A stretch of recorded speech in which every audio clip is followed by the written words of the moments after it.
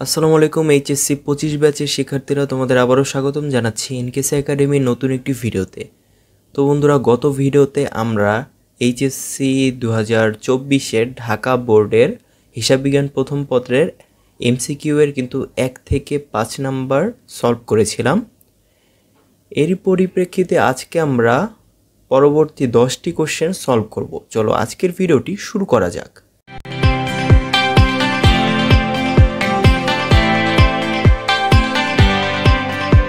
6 নম্বর question দিয়ে শুরু করছি। সেটি তোমরা দেখতে পাচ্ছ যে জুবায়ের ট্রেডার্সের একটি মেশিনের আয়ুষ্কাল 10 বছর, বার্ষিক অপচয় 20,000 টাকা এবং ভগ্নাবশেষ মূল্য 25,000 টাকা হলে মেশিনটির ক্রয় মূল্য কত টাকা? সো দেখো, এখানে একটু উল্টাভাবে চেয়েছে যে মেশিনের ক্রয় মূল্য কত টাকা। সো এটি ইজি একটি কোশ্চেন, আমরা এইভাবে সলভ করব ইজিভাবে। দেখো যে এখানে বলেছে যে মেশিনটির আয়ুষ্কাল হচ্ছে 10 বছর, বার্ষিক অপচয় 20,000 টাকা এবং ভগ্নাবশেষ মূল্য তো 25,000 টাকা বলেছে। এর মানে হচ্ছে মেশিনটি 10 বছর ব্যবহারের পরে অবশিষ্ট থাকে 25,000 টাকা মেশিনটির, এবং যেহেতু এখানে বার্ষিক অপচয় 20,000 টাকা বলে দিয়েছে, এর জন্য আমরা বের করতে পারবো যে 10 বছরের অপচয়টি কত। 1 বছরের অপচয় যদি 20,000 টাকা হয়, তাহলে 10 বছরের অপচয় হবে 20,000 গুণ 10 অর্থাৎ 2 লক্ষ টাকা। সো আমরা এ থেকে বুঝতে পারলাম যে এই মেশিনটি 10 বছরের টোটাল পুঁজিভূত অপচয়টি হচ্ছে 2 লক্ষ টাকা। তার মানে এই মেশিনটি 10 বছর ব্যবহারের পর 2 লক্ষ টাকা খরচ হয়ে বাঁচে হচ্ছে 25,000 টাকা। ধরে নিলাম মেশিনটির ক্রয় মূল্য হচ্ছে এক্স। ধরো মেশিনটির ক্রয় মূল্য হচ্ছে এক্স, তাহলে খরচ হয়েছে কত টাকা? এই 2 লক্ষ টাকা। সো এই 2 লক্ষ টাকা খরচ হয়েছে। সো এক্স থেকে এই 2 লক্ষ টাকা খরচ অর্থাৎ বাদ দেওয়ার পরে থাকবে হচ্ছে কত টাকা? এই 25,000 টাকা। এই 2 লক্ষ টাকা যদি বাদ দিই, তাহলে আমাদের আসবে হচ্ছে 25,000 টাকা থাকবে অবশিষ্ট। তাহলে এক্স থেকে 2 লক্ষ টাকা বাদ দেওয়ার পর যদি 25,000 টাকা অবশিষ্ট থাকে, তাহলে এক্সের ভ্যালু কত? অবশ্যই 2 লক্ষ প্লাস 25 অর্থাৎ 2,25,000 টাকা। তাহলে আমাদের মেশিনটির ক্রয় মূল্য হচ্ছে 2,25,000 টাকা।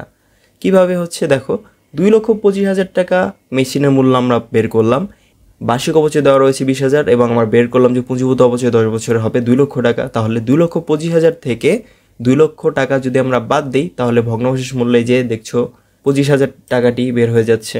তাহলে বুঝতে পারলাম আমাদের অ্যান্সারটি কারেক্ট, যে মেশিনের ক্রয় মূল্যটি হচ্ছে 2,25,000 টাকা, যা রয়েছে খ নাম্বারে। তাহলে আমাদের অ্যান্সার হচ্ছে 2,25,000 টাকা। এরপরে 7 নাম্বার কোশ্চেন, যে অপচয় একটি, প্রথমে রয়েছে আন্তঃলেনদেন। সো আন্তঃলেনদেন এটি হবে কারণ অপচয় হচ্ছে প্রতিষ্ঠানের অভ্যন্তরীণ লেনদেন। এই লেনদেনের সাথে বাইরের কোনো পক্ষ জড়িত নয়।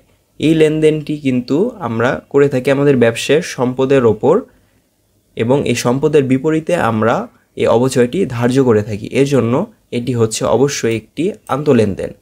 তারপরে হচ্ছে ব্যবসায়িক লেনদেন। অপচয় অবশ্যই একটি ব্যবসায়িক লেনদেন, কারণ এটি আমরা ব্যবসায়ে লিপিবদ্ধ করে থাকি, এর জন্য এটি ব্যবসায়িক লেনদেন। তারপর রয়েছে অপচয় একটি অনগদ লেনদেন। সো এই অনগদ লেনদেনটিও হবে, কারণ অপচয় কিন্তু আমরা নগদে এই টাকাটি কাউকে দেই না। অপচয় যে আমরা ধার্য করি, এটি আমরা একটি অনুমান নির্ভরভাবে একটি সম্পদের বিপরীতে আমরা ব্যয় হিসেবে ধার্য করে থাকি। এর ফলে কিন্তু আমরা কোনো নগদ টাকা কাউকে প্রদান করি না। এর জন্য অবচয় অবশ্যই একটি অনগদ লেনদেন। তাহলে আমাদের 7 নম্বরের অ্যান্সারটি হচ্ছে 3টাই, অর্থাৎ ঘ নাম্বার। এরপরে 8 নাম্বার তোমরা দেখতে পাচ্ছ যে কন্ট্রা সম্পদ কোনটি? সো কন্ট্রা সম্পদ হচ্ছে সম্পদের বিপরীতে ব্যয়। প্রথমে রয়েছে পুঞ্জীভূত অপচয়। পুঞ্জীভূত অপচয় একটি কন্ট্রা সম্পদ, কারণ পুঞ্জীভূত অপচয়টি একটি সম্পদের বিপরীতে ধার্য করা হয়ে থাকে। এর জন্য এটি হবে অ্যান্সার। আমরা বাকিগুলো একটু দেখে নিই। বাকিগুলোতে খ নাম্বার বলেছে share over. So share over হচ্ছে একটি অসমন্বিত ব্যয়, সো এটি হবে না। সুনাম হচ্ছে একটি স্থায়ী সম্পদ বা অস্পর্শনীয় সম্পদ, সো এটিও হবে না, এটি তো সম্পদ। এবং পেটেন্ট হচ্ছে একটি অস্পর্শনীয় সম্পদ, সো এটিও হবে না। সো আমাদের অ্যান্সারটি হচ্ছে পুঞ্জীভূত অপচয়। এরপরে 9 নম্বরে তোমরা দেখতে পাচ্ছ যে এনএসএফ এর পূর্ণরূপ কি। সো এনএসএফ এর পূর্ণরূপ হচ্ছে নট সাফিসিয়েন্ট ফান্ড, অর্থাৎ আমাদের গ নাম্বারটি হচ্ছে অ্যান্সার। সো এই নট সাফিসিয়েন্ট ফান্ডটি আসলে কি? এটি হচ্ছে মূলত আমাদের ব্যাংক সমন্বয় বিবরণীর একটি কোশ্চেন। ধরো তোমার বন্ধু তোমাকে একটি চেক প্রদান করেছে 20,000 টাকার। সো পরের দিন তুমি এই চেকটিকে ব্যাংকে নিয়ে গেলে ক্যাশ করতে। এখন তুমি ব্যাংকে নিয়ে যাওয়ার পর দেখলে যে 20,000 টাকা চেক তোমাকে দিছে, বাট হইতেছে তোমার বন্ধুর ব্যাংক অ্যাকাউন্টে পড়ে আছে 20 টাকা। সো ব্যাংক তো কখনোই তোমাকে 20,000 টাকা দিবে না, কারণ তোমার বন্ধুর ব্যাংকে পর্যাপ্ত পরিমাণ ব্যালেন্স নেই। সো এটি হচ্ছে মূলত নট সাফিসিয়েন্ট ফান্ড। আশা করছি বুঝতে পেরেছো। 10 নম্বরে তোমরা দেখতে পাচ্ছ যে দ্বৈত যে সংশোধন পদ্ধতির ব্যাংক সমন্বয় বিবরণী। প্রথমটি হচ্ছে তোমরা দেখতে পাচ্ছ যে নগদান বই এবং ব্যাংক বিবরণী উভয় উদ্ধৃত নিয়ে করা হয়। এটি হবে কারণ দ্বৈত যে সংশোধনী পদ্ধতির মূল ভিত্তি হচ্ছে নগদান বই এবং ব্যাংক বিবরণী দুটি নিয়ে একত্রে কাজ করে দুটির মধ্যে সমন্বয় করা। সো এটি অবশ্যই হবে। এরপরে হচ্ছে মিলকরণের পর উভয় উদ্ধৃত সমান হয়। এটি তো হবেই, কারণ হচ্ছে ব্যাংক সমন্বয় বিবরণীর মূল উদ্দেশ্যই হচ্ছে নগদান বই এবং ব্যাংক বই এই দুটির মধ্যে সমন্বয় করে দুটির যাতে সমান হয়। সো এটি তো হবে।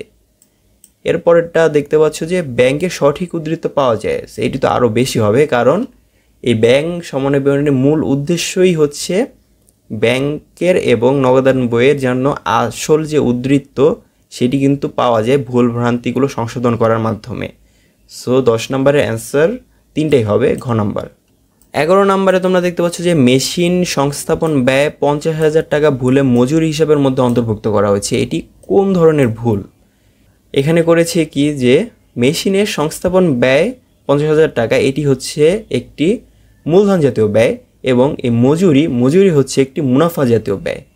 এখন এরা করেছে কি যে এই মেশিন সংস্থাপন ব্যয় অর্থাৎ মূলধন জাতীয় ব্যয়টি মজুরি হিসাবের মধ্যে অন্তর্ভুক্ত করা হয়েছে, অর্থাৎ মূলধন জাতীয় ব্যয়কে মুনাফা জাতীয় ব্যয় হিসেবে লিপিবদ্ধ করে দিয়েছে ভুলে। আমরা জানি যে যখন মূলধন জাতীয় লেনদেনকে মুনাফা জাতীয় লেনদেন বা মুনাফা জাতীয় লেনদেনকে মূলধন জাতীয় লেনদেন হিসেবে ভুলবশত লিপিবদ্ধ করা হয় তখন তাকে বলা হয় নীতিগত ভুল। সো এই ক্ষেত্রেও কিন্তু সেম জিনিসটি হয়েছে, এর জন্য এটি অবশ্যই হবে নীতিগত ভুল, অর্থাৎ অ্যান্সার হবে তাহলে আমাদের 11 নীতিগত ভুল। পরে 12 নম্বরেও তোমরা সেম উদ্দীপকটি দেখতে পাচ্ছ যে মেশিন সংস্থাপন ব্যয় 50,000 টাকা ভুলে মজুরির মধ্যে লিপিবদ্ধ করা হয়েছে। সো এখন বলেছে যে উপযুক্ত ভুলের ফলে রেওয়া মিল মিলে যাবে। এটি হবে কারণ নীতিগত ভুলে জাস্ট মূলধনকে মুনাফা বা মুনাফাকে মূলধন জাতীয় হিসাবে লিপিবদ্ধ করা হয়, বা টাকার পরিমাণ সেমই থাকে, এর জন্য কিন্তু রেওয়া মিল অবশ্যই মিলে যাবে। এরপরে বলেছে কি সম্পদের পরিমাণ হ্রাস পাবে। এখন একটা জিনিস দেখো তোমরা যে এই মেশিন সংস্থাপন ব্যয় এটি হচ্ছে একটি মূলধন জাতীয় ব্যয় বা মূলধন জাতীয় ব্যয়কে আমরা সম্পদ বলতে পারি। সো এটি হচ্ছে মেশিনের যে সংস্থাপন ব্যয় এটি হচ্ছে সম্পদ, এবং অপরপক্ষে তোমরা দেখতে পাচ্ছ যে এই মজুরি যেটা রয়েছে মজুরি হচ্ছে একটি মুনাফা জাতীয় ব্যয়, অর্থাৎ ধরো যে ব্যয়। সো মজুরি হচ্ছে একটি ব্যয়, অর্থাৎ আমরা এখানে কি করেছি যে সম্পদকে আমরা ব্যয় হিসাবে লিপিবদ্ধ করে ফেলেছি, এর জন্য কিন্তু আমাদের সম্পদটি হ্রাস পাচ্ছে। এই জন্য 2 নম্বরটি হবে যে সম্পদের পরিমাণ হ্রাস পাবে, এবং এখানে কিন্তু সম্পদ হ্রাস পেয়ে এখানের ব্যয়টি কিন্তু বৃদ্ধি পেয়ে যাচ্ছে। বাট এখানে তোমরা দেখতে পাচ্ছ যে 3 নম্বরে বলেছে খরচের পরিমাণ হ্রাস পাচ্ছে। সো এটি হবে না, কারণ খরচের পরিমাণটি এখানে বৃদ্ধি পাচ্ছে। সো অ্যান্সার হবে ক নাম্বার। এরপরে 13 নম্বরে তোমরা দেখতে পাচ্ছ যে প্রারম্ভিক মজুত পণ্য 25,000 টাকা, ক্রয় রয়েছে 1.5 লাখ টাকা, বিক্রয় রয়েছে 2 লাখ, সমাপনী মজুত পণ্য 30,000 টাকা হলে সমন্বিত ক্রয় কত টাকা হবে? তো সমন্বিত ক্রয় নির্ণয় করার জন্য আমাদের প্রয়োজন হচ্ছে প্রারম্ভিক মজুত। সো এটি লাগবে, ক্রয়টিও লাগবে, এবং এই সমাপনী মজুতটি লাগবে, বাট এই বিক্রয় কিন্তু লাগবে না। সো এটি শুধু দিছে কনফিউজ করার জন্য, এটি লাগবে না। আমাদের এই সমন্বিত ক্রয়ের সূত্রটি হচ্ছে প্রারম্ভিক মজুদের সাথে ক্রয় যোগ করতে হবে। সো এই 25,000-এর সাথে 1,50,000 টাকা যোগ করলে হবে কত টাকা? 1,75,000 টাকা। সো এই 1,75,000 টাকা এবং এর সাথে আমাদের মাইনাস করতে হবে সমাপনী মজুত পণ্যটিকে। আমাদের মূল সূত্রটি হচ্ছে প্রারম্ভিক মজুত পণ্য প্লাস ক্রয় মাইনাস সমাপনী মজুত পণ্য। তাহলে এই 25,000 এবং 50,000 1,75,000 এখন আমরা মাইনাস করবো এই 30,000 টাকা। সো এই 30,000 টাকাকে আমরা মাইনাস করব। সো এই 30,000 টাকা আমরা মাইনাস করে দেই, তাহলে হয় কত টাকা? 1,45,000 টাকা। সো এই 1,75,000 থেকে 30,000 টাকা যদি আমরা বাদ দিই তাহলে হবে 1,45,000 টাকা। তো আমাদের অ্যান্সারটি হচ্ছে খ নাম্বার 1,45,000 টাকা। 14 নম্বরে আমরা আরেকটি ম্যাথ দেখতে পাচ্ছি যে 2023 1 মার্চ মোহাম্মদ মোস্তাক 2/10 নিট 30 এই শর্তে 20,000 টাকার পণ্য ক্রয় করে এবং 10 মার্চ তারিখের উক্ত পণ্যের মূল্য পরিশোধ করে, তাহলে বাটার পরিমাণ কত টাকা হবে? সেখানে শর্ত বলেছে যে 10 দিনের মধ্যে যদি আমাদের এই টাকাটি পরিশোধ করে দেয় তাহলে 2% বাট্টা পাবে এবং 30 দিনের মধ্যে অবশ্যই পরিশোধ করতে হবে। এটি ইম্পর্টেন্ট না, মেন জিনিস হচ্ছে এই যে 2/10। সো এখানে যেহেতু 10 মার্চের মধ্যে পরিশোধ করে দিয়েছে, অর্থাৎ এই শর্তটি পূরণ করছে, এর জন্য আমরা 2% বাট্টা পাবো। তাহলে এই 20,000 টাকার 2% হচ্ছে 400 টাকা, ইজি। সো আমাদের অ্যান্সারটি হচ্ছে খ নাম্বার 400 টাকা। এখন আমাদের 15 নাম্বারটি আমরা সলভ করো। 15 নাম্বারে তোমরা প্রথম পার্টটি দেখতে পাচ্ছ যে একদম 14 নাম্বারের মতো সেম, যে 1 মার্চ মোহাম্মদ মোস্তাক 2/10 নিট 30 এই শর্তে 20,000 টাকার পণ্য ক্রয় করে। তবে এখানে সেকেন্ড পার্টে দেখতে পাচ্ছ যে এখানে 12 মার্চ বলেছে যে 12 মার্চে পাওনাদারকে পরিশোধ করলে নিট কত টাকা পরিশোধ করতে হবে। প্রথমটিতে বলেছিল 10, এর ফলে কিন্তু এই শর্তটিকে ফুলফিল করেছিল, বাট যেহেতু এখানে 12 মার্চ টাকাটি পরিশোধ করবে, এর জন্য কিন্তু আমরা এই 2% বাটাটি পাবো না, কারণ এই শর্তটিকে কিন্তু ফুলফিল করেনি। এখন আমাদের যেহেতু এই বাটাটি আমরা পাবো না, এর জন্য আমাদেরকে ফুল টাকাটি পরিশোধ করতে হবে, যেটি হচ্ছে এই 20,000 টাকা। তাহলে আমাদের অ্যান্সারটি হচ্ছে 20,000, কারণ এখানে বলেছে যে নিট কত টাকা পরিশোধ করতে হবে। তাহলে আমরা যেহেতু বাটটা পাচ্ছি না, তাহলে আমাদেরকে এই 20,000 টাকা সম্পূর্ণ পরিশোধ করতে হবে। তাহলে আমাদের অ্যান্সারটি হচ্ছে ক নাম্বার, যে 20,000 টাকা। সো বন্ধুরা, আজ আমরা এই 10টি কোশ্চেন সলভ করলাম।